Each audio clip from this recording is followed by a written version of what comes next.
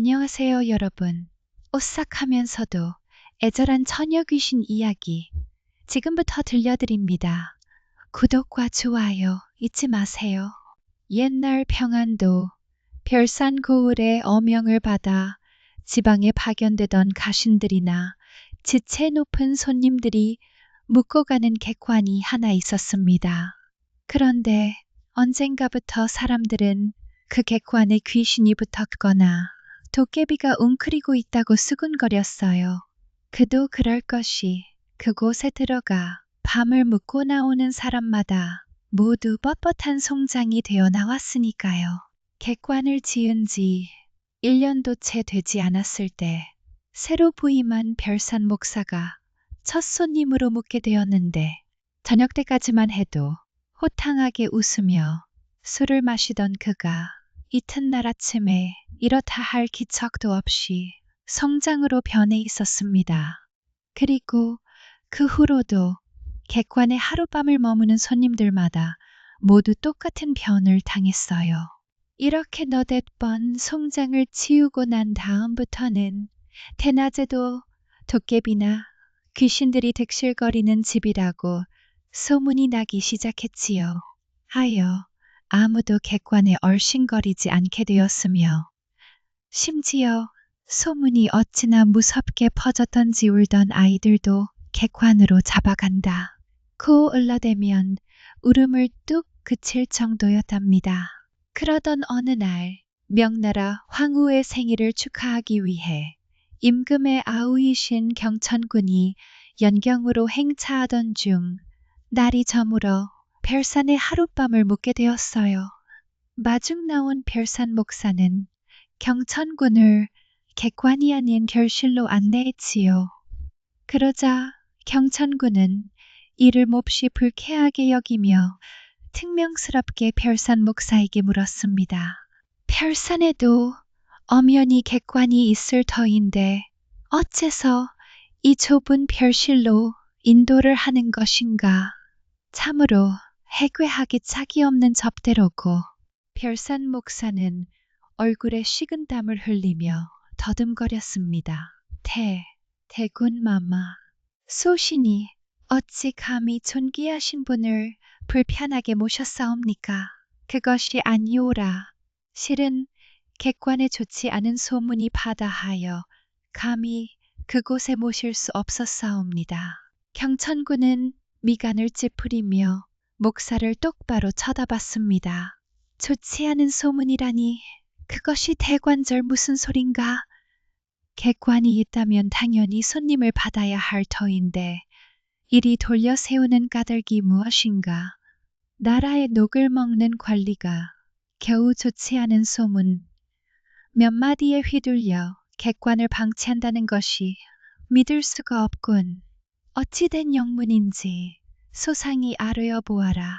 목사는 한숨을 삼키며 말했습니다. 예, 객관이 있기는 하오나 오랫동안 사용하지 않고 있습니다.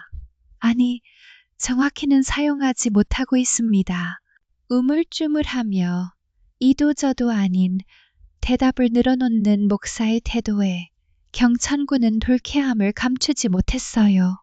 못 쓰고 있다니 그 정도로 객관이 낡았다는 말인가? 어찌 관리를 했길래 일국의 객관이 이 지경이 되었단 말인가? 목사는 고개를 저으며 애원하듯 답했어요. 그러한 것이 아니옵니다. 대군마마, 아르기 황송하오나 집은 새로 지었는데 난데없이 웬 요괴가 들어 사람들을 해치고 있기 때문입니다. 그 요괴 때문에 고을 사람들이 공포에 떨고 있으니 감히 대군마마를 그곳에 모실 수는 없어 일이 되었사옵니다. 무어라, 일이 방금 요괴라 하였는가?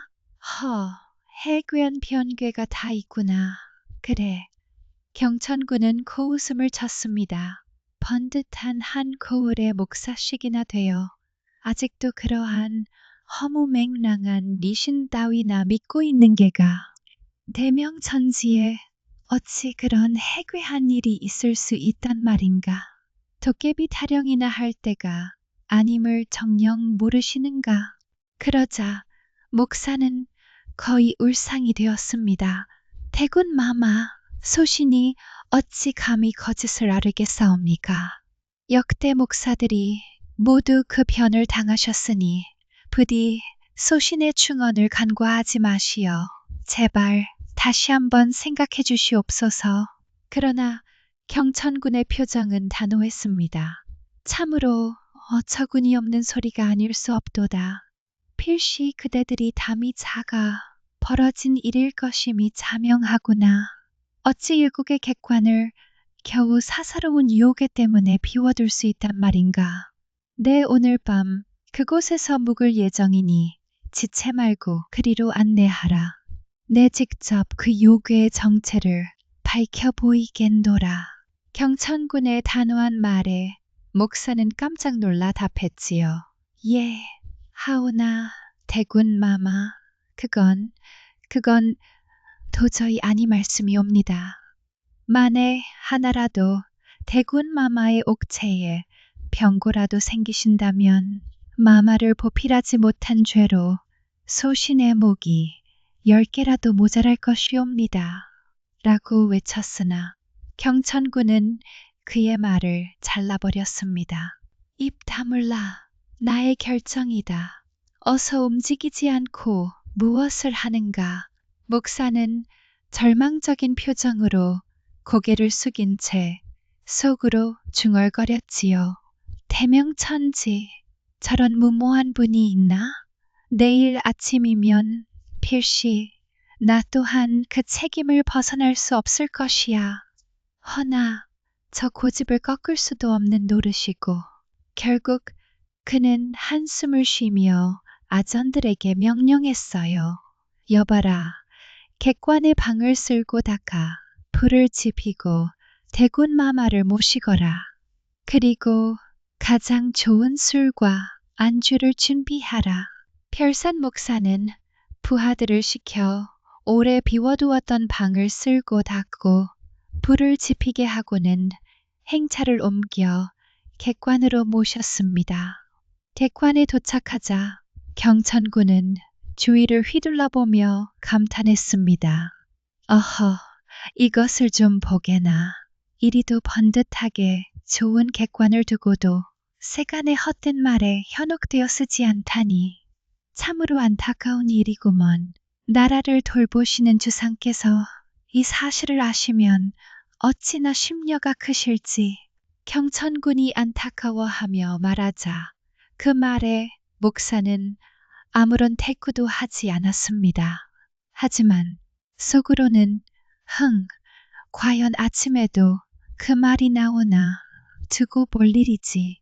오늘 밤에 세상을 하직하려고 신하들 앞에서 잘난 척을 하려다 공연히 화를 자초하시는군 하고 생각하며 비웃고 있었습니다. 그뿐만이 아니었어요. 수라상을 차려들고 들어가는 고을, 아전들 또한 경천군을 한심스럽게 여겼습니다. 아전 하나가 중얼거렸어요. 아이고, 저 대군 마마께서 기어이 객기를 부리시는구먼. 이러다 내일 날이 밝으면 대체 어찌 될는지. 다른 아전이 고개를 저었습니다. 쯧쯧, 불쌍한 목숨이지요.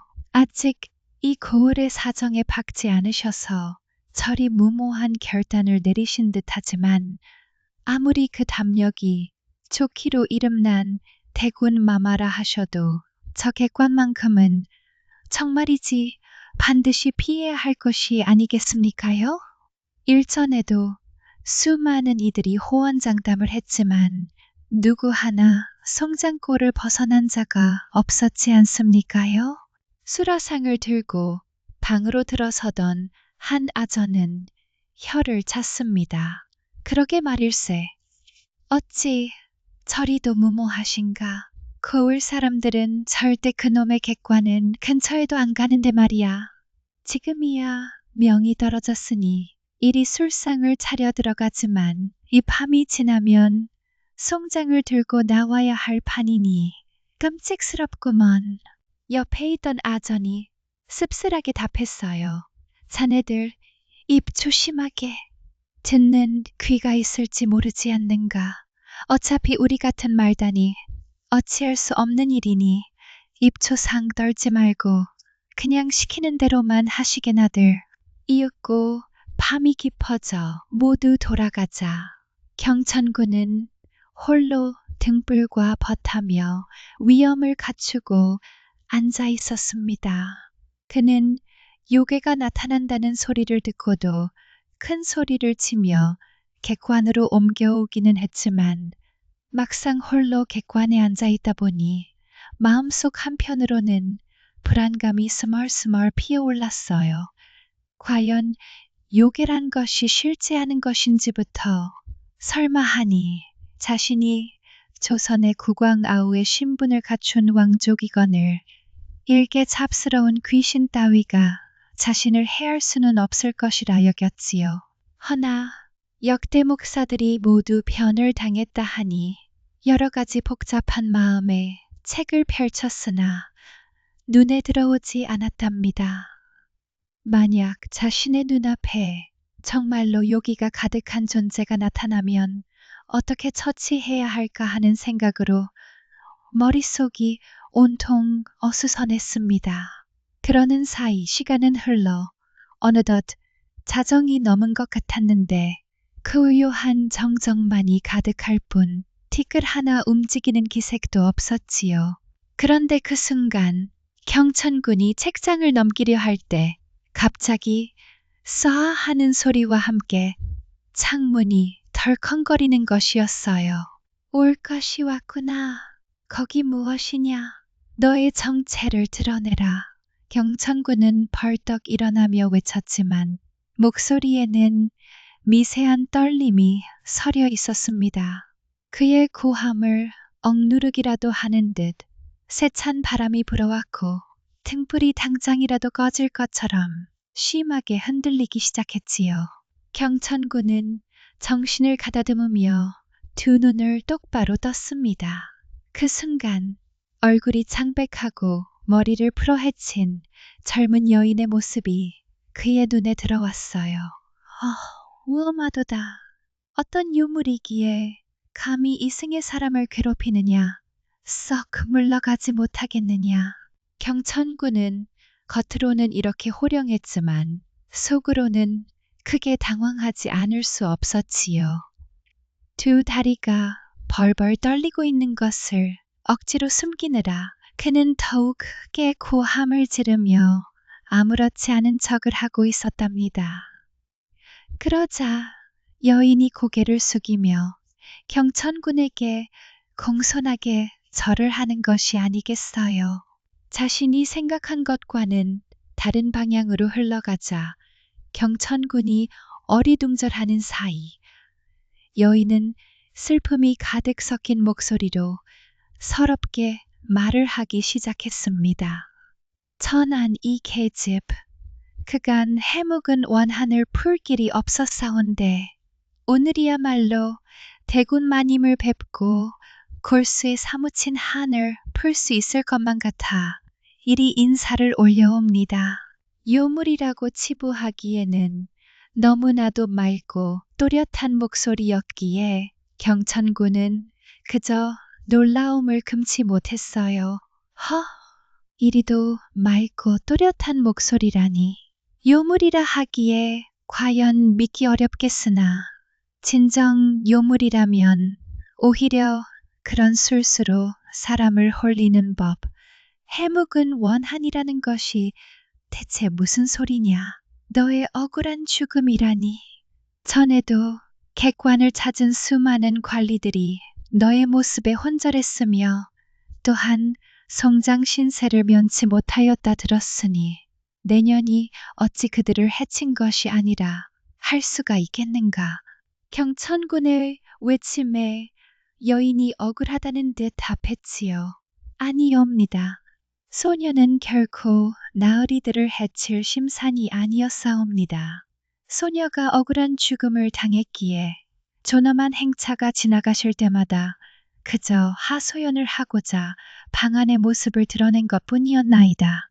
허나 이승을 떠난 존재인 마당이라 어쩔 수 없는 저의 해괴한 행색 때문에 다들 황망히 놀란 마음을 금하지 못하시고 결국 기절한 채 다시 일어나시지 못한 까닭이었사옵니다. 하여 소녀의 원한을 풀 수가 없었던 것이옵니다. 저의 모습을 보고 놀라 그리 되었을 뿐 해치려는 마음은 추호도 없었사옵니다.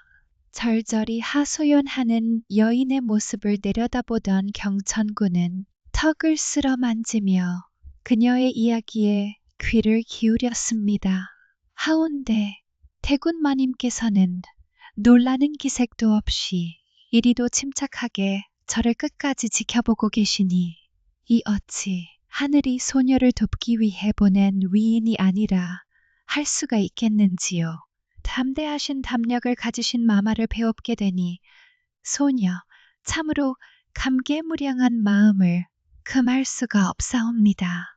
그 말을 들으니 경천군은 요괴의 정체가 무엇인지 짐작이 갔기에 비로소 안심하며 은은한 미소를 지을 수 있었습니다. 가만히 들어보니 너는 요물 같은 것이 아니라 한 맺힌 원혼이로구나. 그렇다면 해치려 하는 것이 아니라 오히려 도움을 청하는 것이 아니겠는가. 그래, 너의 원한이란 것이 무엇이냐.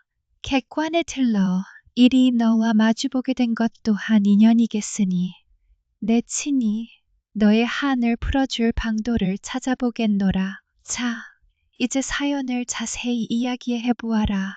무엇이 그리 억울했기에 객관에 나서 호소를 하였는지 말이다. 그러자 여인이 눈물을 흘리며 자신의 이야기를 들려주기 시작하였습니다. 그녀는 주아라는 여인으로 어렸을 때 관방 기생으로 뽑히게 된 처지였습니다. 마음씨가 매우 착하고 야무졌던 데다가 다른 기생들처럼 교태를 부리며 돈을 끌어모으지 않았기에 그녀를 아는 주위 사람들의 평이 매우 좋은 기녀였지요. 그리고 용모 또한 뛰어나 그녀가 치맛자락을 날리며 관아문을 드나들 때면 아전과 관노들이 넋을 베앗기며 침을 흘렸었지요. 그 중에서도 포덕이라는 이름의 총각 관노 한 명이 있었는데 그는 주아에게 그야말로 홀딱 반해 애끓는 속을 태우고 있었습니다. 하지만 새침했던 주아는 어쩌다 마주치게 된 포덕이 입을 실룩거리며 눈짓을 해도 아는 척은커녕 눈길조차 주지 않았지요. 그런 나날이 계속되자 호랑이도 맨손으로 잡을 만큼 생기가 넘치던 포덕은 하루아침에 풀떼기처럼 시들해져 버렸답니다. 그의 마음속에는 주아에 대한 애끓는 연모와 함께 감히 입 밖으로 꺼낼 수 없는 흑심이 꿈틀거렸습니다. 한밤중이면 그림자처럼 주아의 집 주위를 맴돌며 담장을 넘을까 말까 망설이는 일이 다반사였지요. 허나 그 집의 삽살개는 비할 데 없이 영민하여 인기척만 느껴져도 귀신처럼 튀어나와 맹렬히 지저댔으니 포덕은 매번 발길을 돌릴 수밖에 없었어요.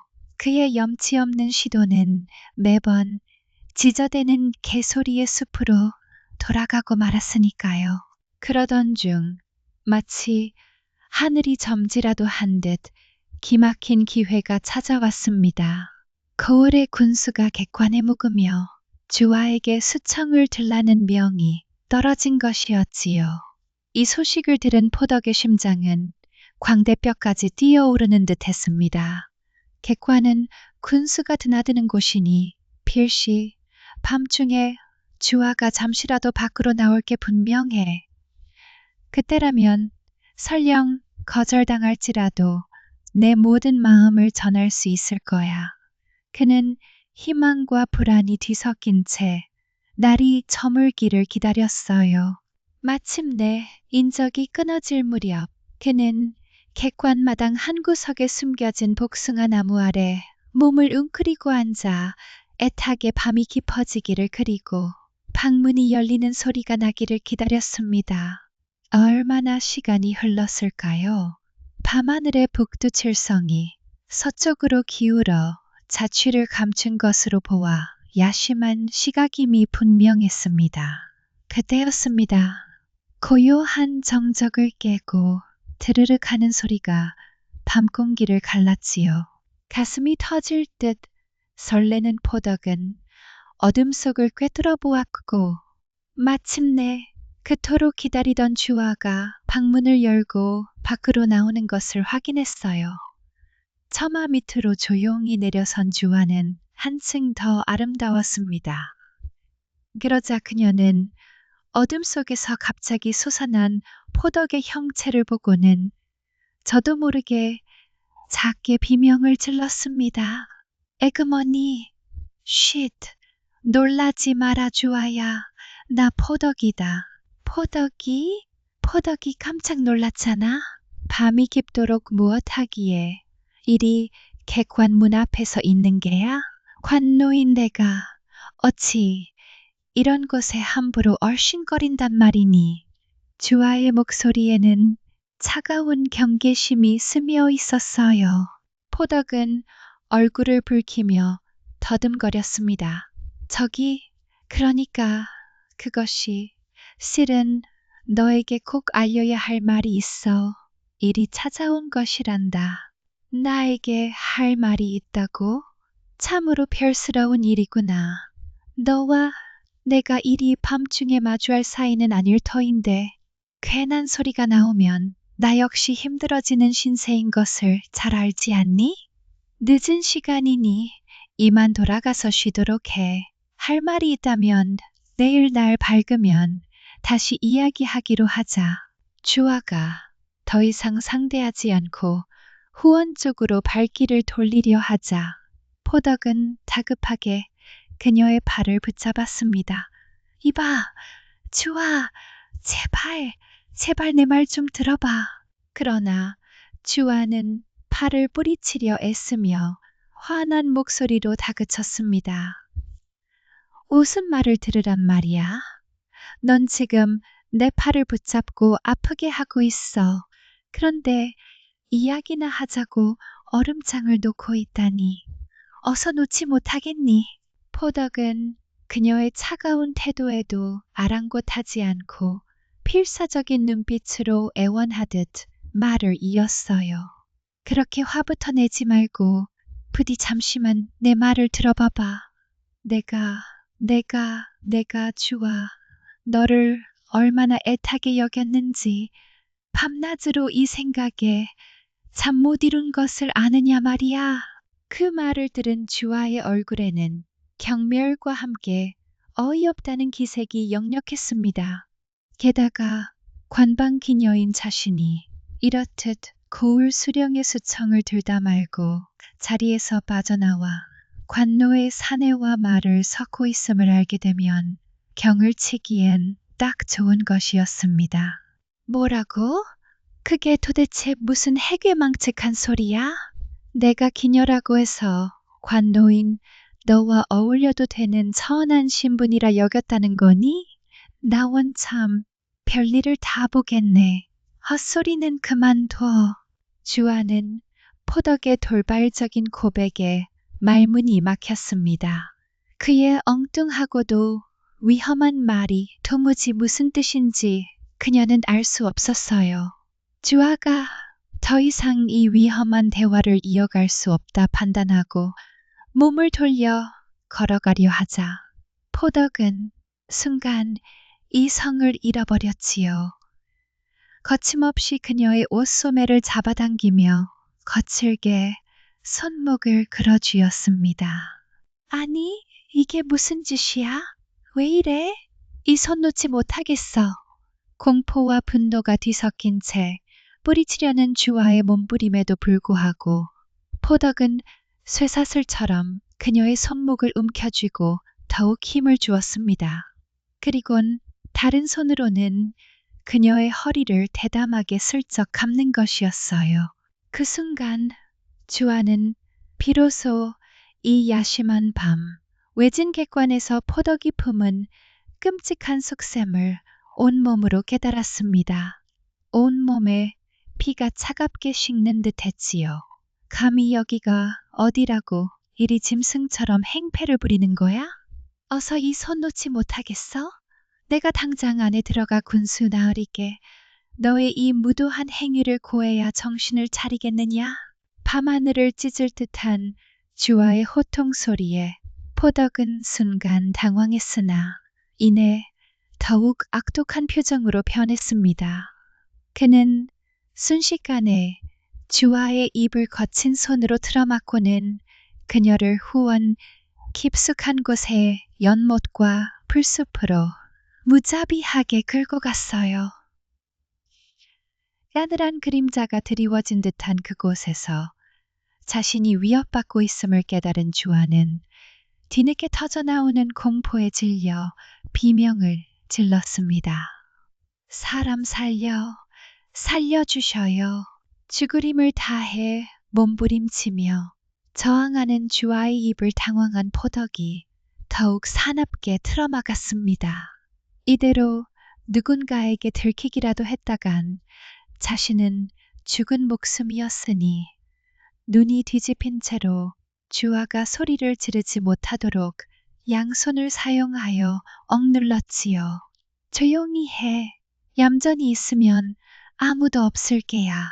조용히 하란 말이다. 그렇게 격렬한 실랑이가 한참을 이어졌고 주아는 의식이 멀어져가는 눈동자로 자신의 입과 코를 틀어막은 포덕의 손을 애써 쳐냈지만 포덕은 손을 풀어주지 않았습니다. 결국 한참 뒤 믿을 수 없는 일이 벌어지고야 말았지요. 필사적으로 몸부림치던 주아의 팔다리가 마치 생명이 다한 인형처럼 어느 순간 갑자기 축 늘어지는 것. 포덕은 순간 온몸에 소름이 돋는 것을 느끼며 경악에 찬 나머지 그녀의 몸에서 뒷걸음질 쳤습니다. 그는 떨리는 손으로 주아의 가슴에 귀를 대어 보았으나 아무런 숨소리도 들리지 않았고 오직 싸늘한 기운만이 전해져 왔어요. 주아야? 포덕이 떨리는 목소리로 그녀의 이름을 몇 번이고 불러보았지만 어둠 속에서는 아무런 대답도 인기척도 들려오지 않았습니다. 이럴 수가. 정말로 숨을 다했단 말이야? 이렇게 갑작스럽게. 큰일이다. 대체 이 일을 어쩌면 좋단 말인가. 덜컥 치밀어 오른 공포감에 포덕의 머릿속은 하얗게 비어버렸습니다. 그저 허둥대며 주위를 둘러볼 뿐이었지요. 이대로 버려두고 도망쳐야 할까? 아니, 그건 아니 되지. 이 밤이 지나고 날이 밝으면 주아를 찾는다고 온 고울이 발칵 뒤집힐 터. 겨우라도 꼬리를 잡힌 날에는 내 신세는 더 이상 볼 것도 없이 급전직할 것이 아닌가. 관노가 관기를 탐했다는 것이 알려지면 필시 능지처참을 당할 것이 뻔한 일이지. 그의 혼탁한 정신은 이내 가장 잔혹하고도 감쪽 같은 방법을 떠올렸습니다. 그래, 쥐도 새도 모르게 완벽히 숨겨버리는 것이 가장 좋은 방법일 게야. 그는 망설임 없이 주아의 싸늘한 주검을 연못가 깊숙한 바위돌 밑에 묻고는 뒤도 돌아보지 않고 객관 밖을 빠져나왔습니다. 마치 아무 일도 없었던 것처럼 태연한 얼굴로 자기 거처로 돌아가 잠자리에 파고든 포덕이었지만 그의 심장만큼은 미친 듯이 요동치고 있었습니다. 손에 혈흔을 묻히지는 않았지만 과한 연심이 가져온 참담한 사고는 그의 영혼을 이미 얼룩지게 하고 말았지요. 한편 객관에 잠이 들었던 고울 군수는 창밖이 희미하게 밝아올 무렵에 잠에서 깨어났습니다. 언제나처럼 자신의 곁에 있어야 할 주아의 온기가 느껴지지 않자 그는 공연히 괘씸한 마음을 품었습니다. 이것 보게. 밤새도록 나를 모셨으면 아침상이라도 차려주는 것이 당연할진데 고야한 것이 새벽녘에 살금살금 빠져나가다니 이런 버르장머리 없는 계집 같으니라고. 그러나 해가 중천에 떠오르도록 주아의 그림자조차 보이지 않자 가장 먼저 불안감을 느낀 이는 바로 주아의 어미였습니다. 얘가 이런 적이 없었는데 혹 아침부터 또 술자리가 벌어진 것인가 하면 나중에라도 돌아오겠지. 처음에는 그리 대수롭지 않게 여겼으나 그날 저녁 때가 되어도 그 이튿날 아침까지도 아무런 소식이 없자 어미의 마음속에는 불길한 예감이 스멀스멀 피어올랐어요. 더 이상 기다릴 수 없었던 그녀는 아전들이 출근하기를 기다려 만나는 사람마다 붙잡고 딸의 행방을 수소문했습니다. 하지만 딸의 행적에 대해 아는 사람은 아무도 없었고 주아가 갈 만한 곳을 모조리 찾아 뒤졌으나 허사였지요. 시간이 더욱 지나자 좋은 평판을 지녔던 주아를 모두가 찾아 나섰지만 그럼에도 불구하고 그녀의 흔적은 어디에서도 발견할 수가 없었습니다. 나중에는 모두가 결국 천한 기녀가 그렇지 라는 말을 하며 어디론가 멀리 도망쳐 버렸을 것이라 추측하고는 수색조차 중단해버리고 말았지요. 주아의 어미는 망연자실했지만 그럼에도 신라 같은 희망이라도 잡기 위해 동분서주하였습니다. 그녀는 용하다는 무당과 사주쟁이 집을 찾아가 저물 수 없이 쳐보았지만 속 시원하게 해결해주는 말은 한마디도 들을 수 없었어요. 어떤 사내와 눈이 맞아 도망갔을 것이라는 등 관기인 신세를 한탄하여 몰래 야반도 주했을 거라는 등 모두 종잡을 수 없는 추측들 뿐이었기에 주아의 어미는 거의 미칠 지경이 되고 말았답니다. 그 뒤로도 열흘이 지나고 보름이 지나도 소식은 아득하기만 했고 처음에는 주아가 뭔가 끔찍한 사연에 휘말려 소리 없이 자취를 감추었다 여겼던 사람들도 온 고을에 삽시간에 퍼진 소문들도 잠잠해져 갔습니다. 관아에서는 통문을 돌려 그녀의 행방을 찾았으나 땅에 묻힌 주아의 행적이 알려질 까닭이 없었기에 결국은 헛수고로 돌아가고 말았지요. 그렇게 세월은 무정하게 흘러 몇 년의 시간이 지나가게 되었고 그것이 오늘에 이르렀다는 절절한 하소연이 끝나자 주아의 혼백이 눈물을 쏟으며 외쳤습니다. 하오니 부디 이 계집의 억울한 한을 풀어주시고 딸의 소식조차 듣지 못하게 된 불쌍한 저의 어미 마음을 헤아려 주시옵소서. 이 말을 끝으로 그녀의 혼백은 연기처럼 사라지고 말았습니다. 애달픈 주아의 이야기를 다 들은 경천군은 놀라움과 함께 깊은 의분으로 가슴이 먹먹해졌습니다. 그는 몇 번이나 주먹을 움켜쥐었지요. 분노와 연민이 뒤섞인 감정으로 밤새 잠을 이루지 못하고 꼬박 세우고는 새벽이 되어 꿈꾸물하게 날이 밝아오자 그는 지체 없이 후원에 있는 연못가로 향했습니다. 어둠 속에서 들었던 이야기가 사실인지 확인하려는 듯 연못가에 놓인 커다란 바위돌을 찬찬히 살펴보았어요. 그리고 결국에는 주아가 말해준 위치에서 다른 곳과는 달리 인위적으로 손을 댄 흔적이 있는 바위돌을 발견하고야 말았지요. 어젯밤 그 처자가 말한 곳이 정녕 이곳이로군. 모든 것이 사실이다. 경천군의 얼굴에는 결연한 의지가 드리워져 있었습니다. 그때 마침 별산 목사가 아전들을 앞세우고 객관문으로 들어섰습니다. 그의 얼굴은 밤새 잠을 설친 듯 수척했고 경천군의 송장을 치울 각오를 다진 듯 잔뜩 굳어져 있었지요. 목사는 객관문 밖에서 몇 번이나 헛기침을 했으나 방 안에서는 아무런 기척도 들려오지 않았습니다. 필시 요괴에게 편을 당하신 것이 틀림없을 게로군. 목사는 침통한 목소리로 중얼거리며 주저하듯 방문을 열어보았어요. 그런데 눈이 휘둥그레졌습니다. 이불을 펴놓은 방 안은 텅 비어 있었고 경천군의 모습은 온데간데 없었으니까요. 아니, 이번엔 요괴가 극심하여 태군 마마의 시신마저 삼켜버린 모양이로구나. 이는 매우 중차대한 일이 아닐 수가 없도다. 목사는 충격에 사색이 된 얼굴로 소리쳤습니다.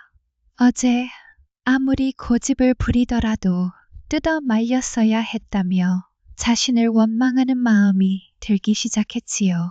그때였습니다. 그의 등 뒤에서 나직하지만 위험 있는 목소리가 들려왔어요. 자네들 아침부터 일찍 객관을 찾아왔네 그려. 별산 목사는 깜짝 놀라 뒤를 돌아보았습니다. 그의 눈앞에는 어제와 다름없는 모습으로, 아니 어쩐지 더욱 기품 있는 모습으로 경천군이 서 있는 것이었지요. 목사는 경천군이 정말 살아있는 몸인지 의심이 되어 차마 아무런 대꾸도 하지 못하고 그저 멍하니 쳐다보기만 했습니다. 왜 그러고 서 있는가? 내가 요물에게 홀려 어디론가 사라진 줄 알았나 보군. 보시다시피 멀쩡히 살아있지 않은가? 경천군이 이렇게 묻자 별산 목사는 얼떨떨해하며 더듬거렸습니다. 태군 마마, 정녕 아무런 탈 없이 살아계신 겁니까? 참으로 믿을 수가 없습니다. 그러네. 보시다시피 이렇게 멀쩡히 살아있지를 않은가. 그보다 오늘 중요한 일을 한 가지 해야겠네. 자네는 지금 즉시 아전들에게 형틀을 차려놓은 뒤 나의 명을 기다리라고 하게나. 별산 목사가 어리둥절한 표정으로 발을 붙이고 있자 경천군이 크게 소리쳤습니다. 뭐라고 있는 게가. 지체할 것 없이 당장 처리하도록 하게. 그리고 환노 중에 포덕이라는 놈, 지금 당장 그 놈을 잡아오도록 하게. 예, 알겠습니다. 분부대로 따르겠습니다. 얼마 후 포덕은 나졸들에게 잡혀 꽁꽁 묶인 채 형틀 앞에 꿇어 엎드려졌습니다. 사방을 둘러보던 그의 얼굴이 경천군을 보는 순간 단번에 새파랗게 질려버리고 말았습니다.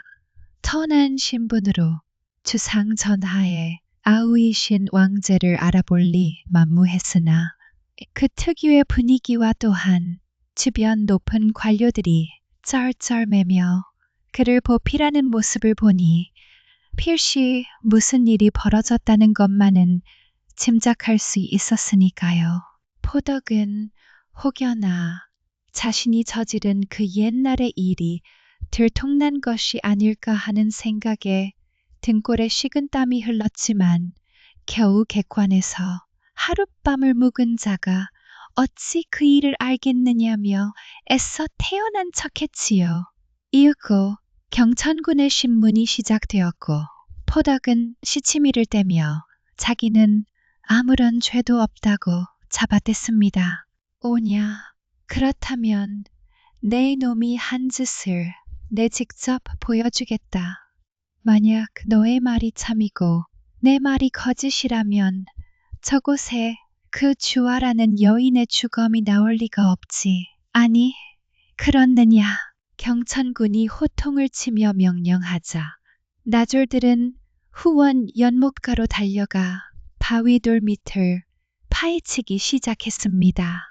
잠시 후 흙과 돌을 걷어내자 여지없이 그 아래에서 주아의 주검이 드러나게 되었지요. 헌데 기이하게도 그녀의 주검은 몇 년의 세월이 흘렀음에도 불구하고 조금도 썩지 않은 말짱한 모습, 그 광경을 본 포덕의 눈은 공포에 질려 산송장처럼 변했습니다. 그것을 본 경천군 역시 낮게 신음을 흘리고 말았지요. 가슴에 맺힌 그 한이 얼마나 깊고도 사무쳤으면 아직도 흙으로 돌아가지 못하고 저리 원형을 유지하고 있다는 말이야. 내 이놈, 저 모습을 보고도 그 혀로 거짓을 담을 작정인가? 그제야 포덕은 벌벌 떨며 숨겨왔던 죄가 만천하에 드러났음을 깨달았지요. 이는 흐느껴 울면서 말했습니다. 죽을 죄를 지었습니다. 죽을 죄를 지었사옵니다. 한 번만 살려주십시오. 그는 얼굴을 땅바닥에 박고 살려달라 빌었지만 그의 죄는 이미 하늘에 닿아 있었습니다. 여봐라, 저 파렴치한 놈을 당장 옥에 가두고 그 죄값을 엄중히 치르도록 하여라. 경천군의 준엄한 명에 따라 포덕은 즉시 끌려갔고 이후 국법에 따라 엄한 처벌을 받게 되었습니다. 경천군은 별산 목사에게 명하여 주아의 주검을 정성껏 수습하고 성대한 장사를 치르게 하였지요. 그리고 주아의 어미에게도 사연을 전하고 딸이 억울한 원혼이 되어 구천을 떠돌지 않게끔 가진 정성을 쏟아 지원해 주었습니다. 그 뒤로 객관에서 도깨비나 요괴들이 으스스하게 굴린다는 소문은 말끔히 사라지게 되었지요. 밤마다 객관을 찾아오던 손님들을 성장으로 만들던 비극적인 사건도 더 이상 일어나지 않았으며 객관과 거울에는 다시금 평화가 찾아오게 되었습니다. 거울 사람들은 담대한 담력으로 사건을 해결한 경천군을 기려 후세까지도 그의 업적을 칭송하였다는 소문이 전해지고 있사옵니다. 오늘 이야기 재미있으셨다면 구독과 좋아요 꼭 부탁드립니다. 다음에도 더 신기하고 흥미로운 야담으로 찾아뵐게요. 안녕히 계세요.